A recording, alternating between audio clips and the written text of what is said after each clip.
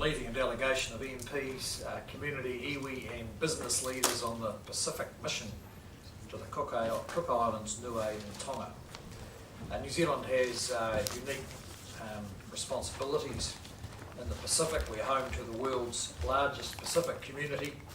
The region is a popular tourist destination for New Zealanders, with hundreds of thousands travelling to the region each year. Our two-way trade is worth $1.5 billion a year, and a large number of Pacific workers are here both permanently and under the RSE scheme, supporting their communities at home. The Pacific is the main recipient of New Zealand's overseas development assistance, with 60% of our ODA, around $1 billion between 2015 and 2018, going there.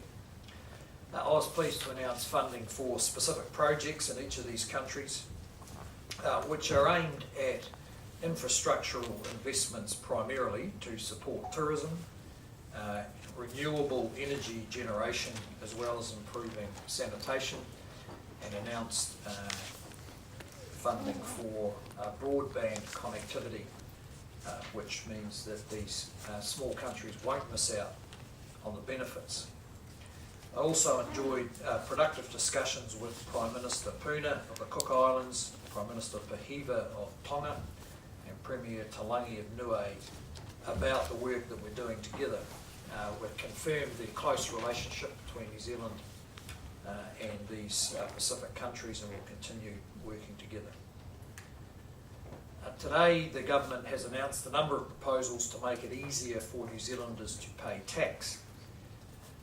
As part of the proposal, people whose only income is from salary, wages or investments will no longer have to file tax returns to receive refunds or to calculate any additional tax.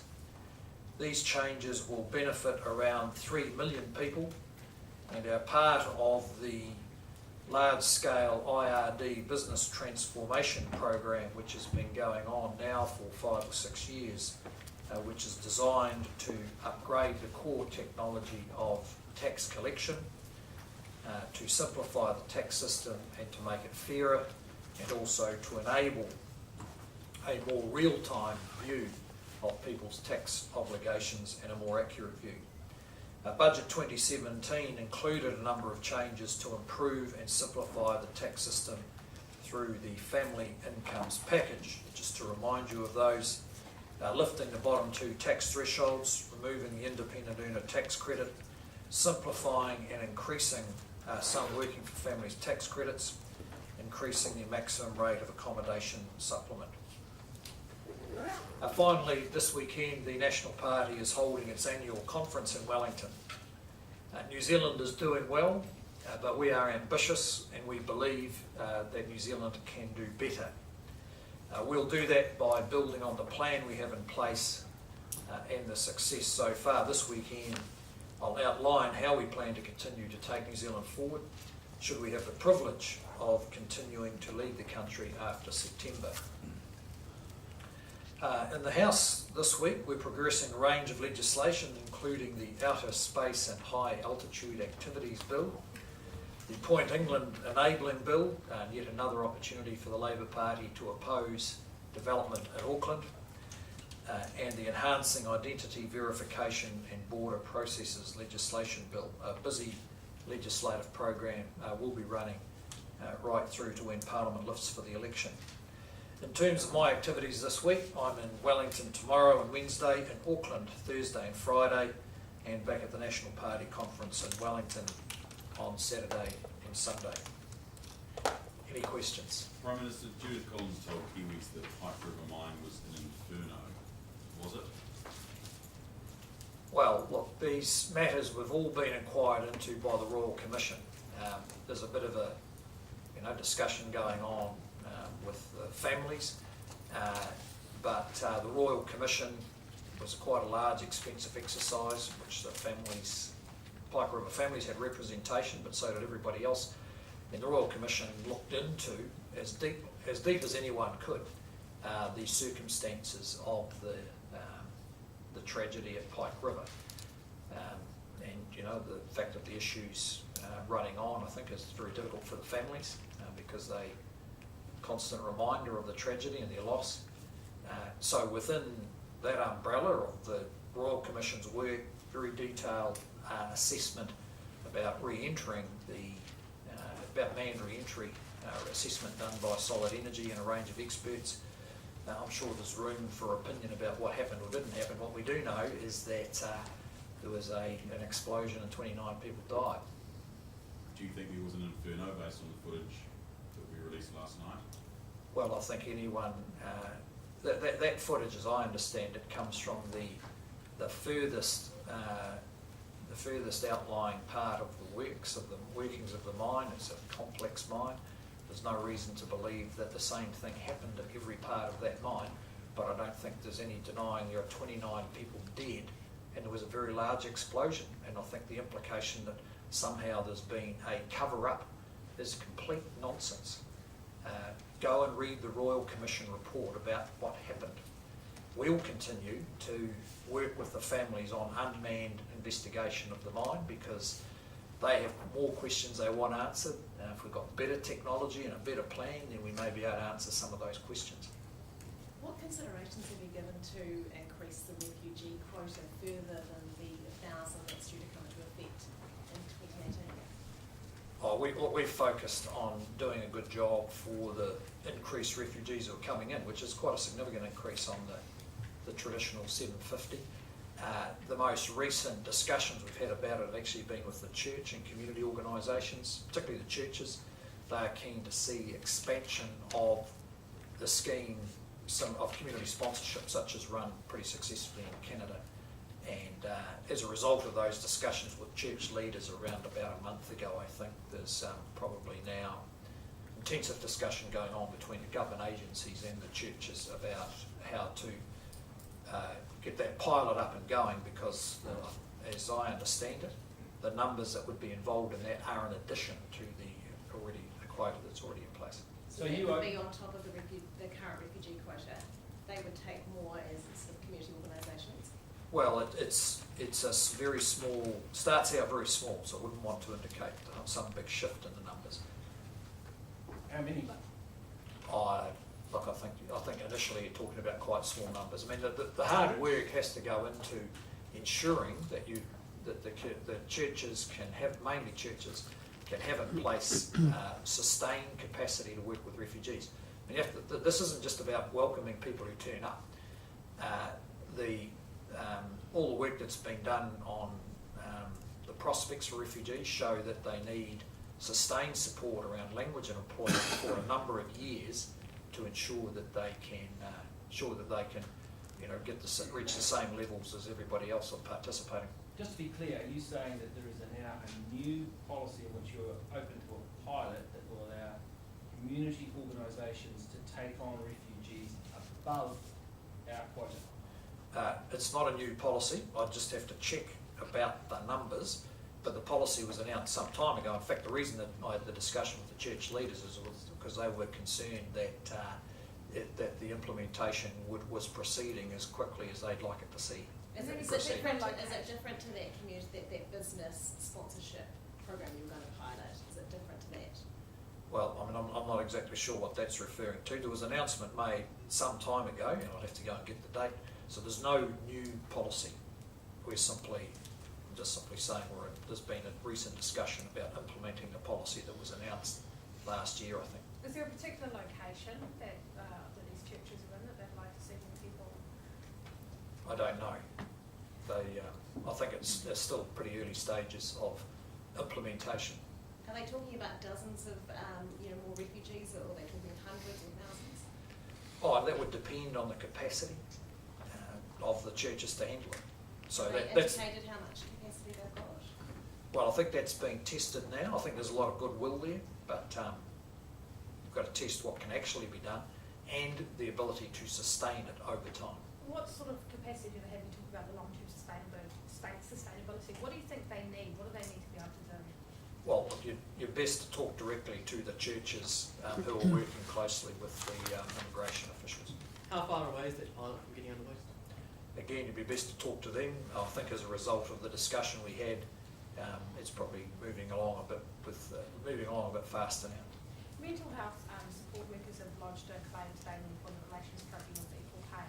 Would the government look at legislating in their favour at all? Well, we're bringing in, I think as you know, pay equity legislation. That's been a subject of quite a lot of consultation over 12 or 18 months, and we want to see that introduced. So any claims would be dealt with under that legislation if it comes to dealing with it that way. I mean, many employers, a bit like the government, may prefer a negotiated solution to a statutory one or a court-driven process. So that's really up to the employers and the employees. Do you know why mental health workers were excluded from that $2 billion settlement in the first place? Well, the coverage was determined, as I understand it, by negotiation between the unions and the Ministry of Health. So it's not to say it was perfect, but there had to be a pragmatic decision made about the effective boundaries of that claim related to the core pay equity claims that have been lodged in the court. So I think that kind of anchored it. I don't think you should see it as a strong view about who should be able to think about pay equity claims or not. It was just a practical limit. And of course, as soon as you draw a limit, there are groups just outside it, and a couple of those groups have put their hands up in the last few days. Yeah, it wasn't a mistake then, because if they're doing essentially the same job, you're going to see them getting paid $5 or $7 less an hour than someone else in another sector. Should they now be included? Should you now legislate for them? Well, as I said, we've put in a process for dealing with it. We don't intend to conduct another sort of large-scale negotiation.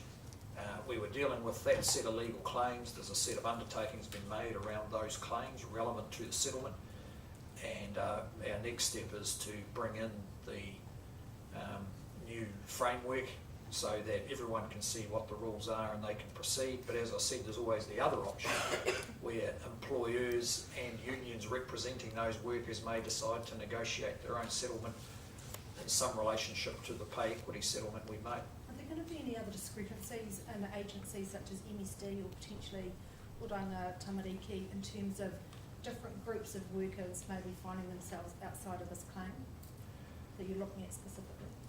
Oh, look, I wouldn't see it as discrepancies. It's just we started based on the legal claims made for the group who were relevant to the legal case.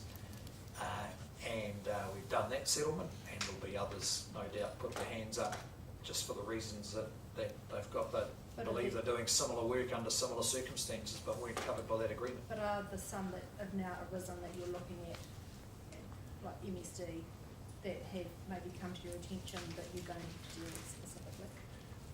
Well, I would imagine they'd be dealt with at the employer level.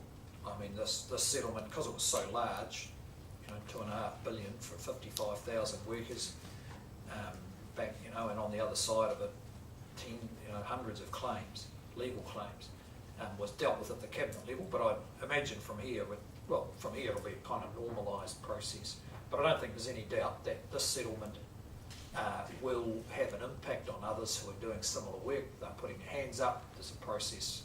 There will be a process there that they can go through. Did the government envisage this when it went through with the claim in terms of, groups that obviously might have been left out, but then the pressure that would put on that sector in terms of them moving to sectors that were getting paid more?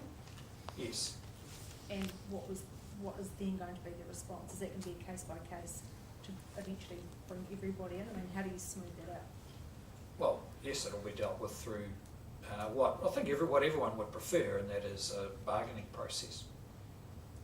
Are you satisfied with the way the Ministry of Health DHB funding area was handled? Sorry? Are you satisfied with the way the DHB Ministry of Health funding area was handled?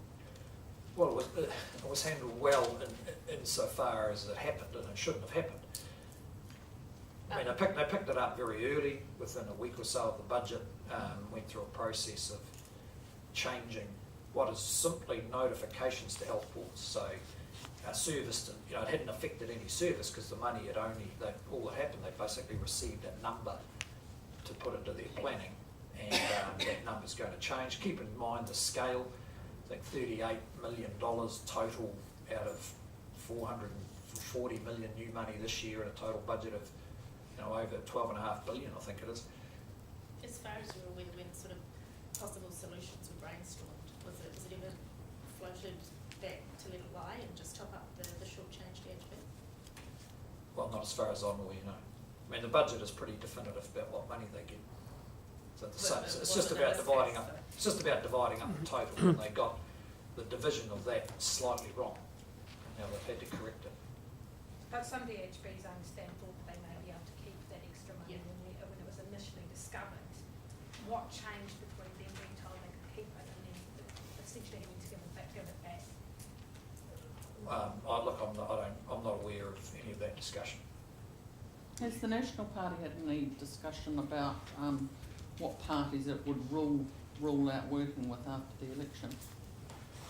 Well, I talked about it earlier in the year, and we said that we prefer to work with our own partners.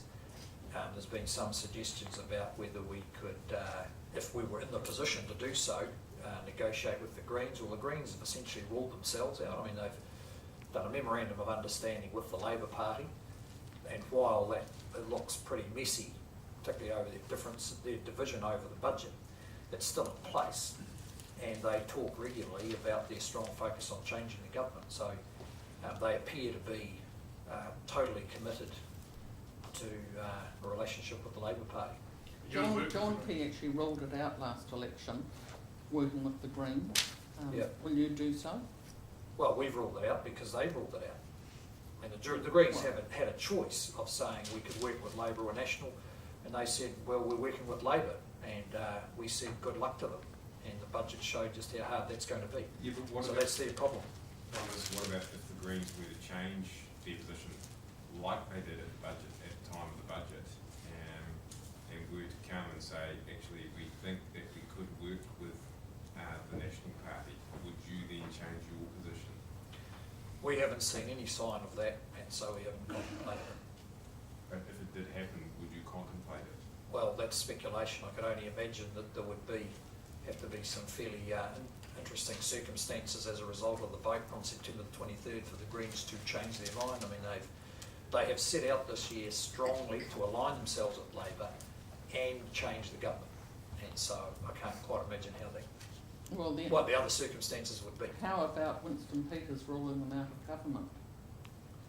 Well, you need to talk to Winston about that. We're certainly not negotiating with, through the media 3 months before an election about what someone who we may or may not be negotiating with and what they or may not say. There's been what looks like another van attack in London. Some cities in Australia responded after the last one, putting large concrete bollards around major tourist places or places where people gather. Would you expect or like to see something like that happen here? Well, I wouldn't like to see it. We haven't seen any, just because it would, it's a further sort of security measure that you'd prefer not to have to take. Look, we haven't seen evidence of that kind of activity here. It's extremely difficult to deal with if it occurs. Just on Ngāpuhi, have you had any more discussions since that meeting with them? Anything along the lines of you suggesting a mediator for the two groups? Anything progress? No, I haven't had any further discussions. There's been some that have been in the media, but that's not the government's job to sort out Ngāpuhi's different internal differences.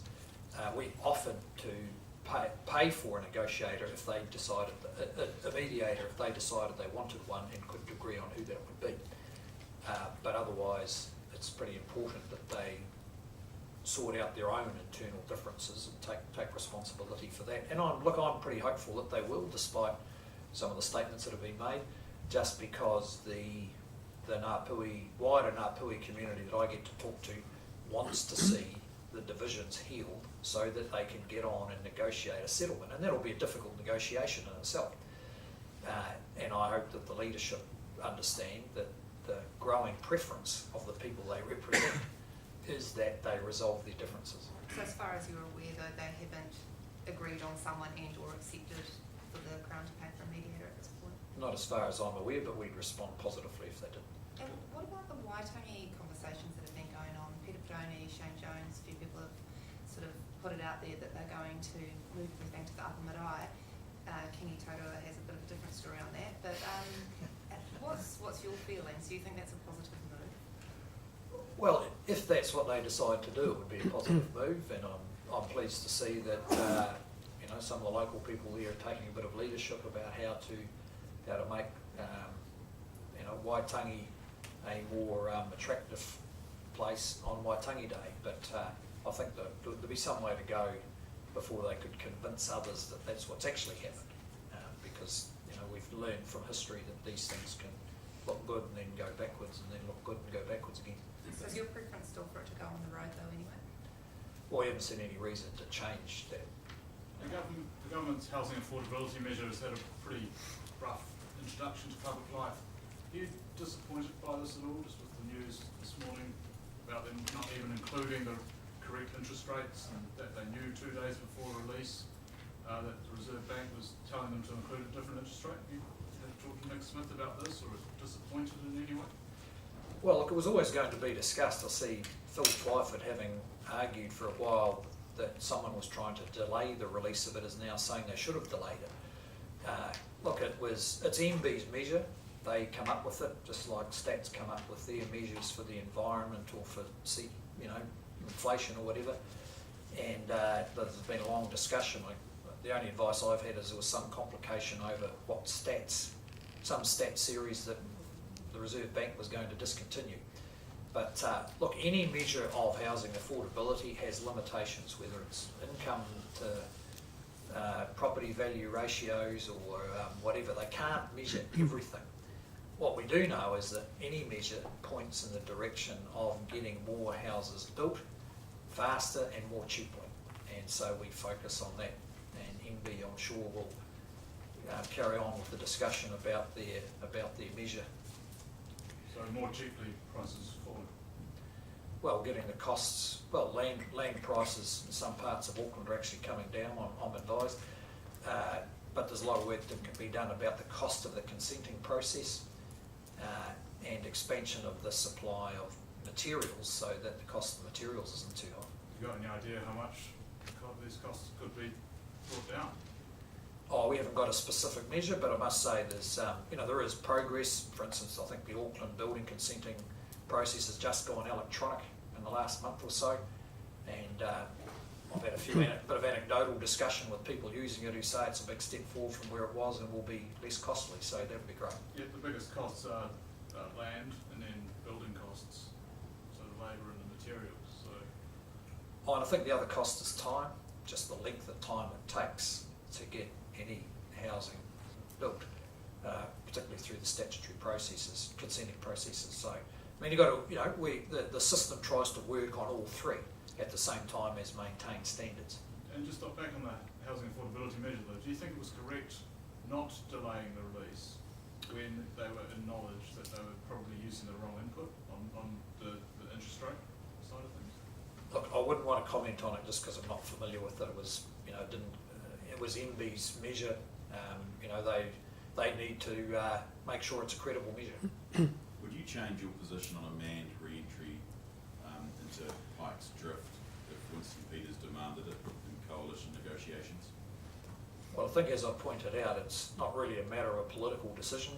There's the law, New Zealand, workplace safety, and in the end, someone has to. It doesn't specifically rule it out, but it does make it clear that there has to be someone responsible for the risks taken in that workplace, and the people who have exercised their judgment under that law have said they're not willing to take that risk with putting lives at risk in that workplace. So I can't see how you can get around that.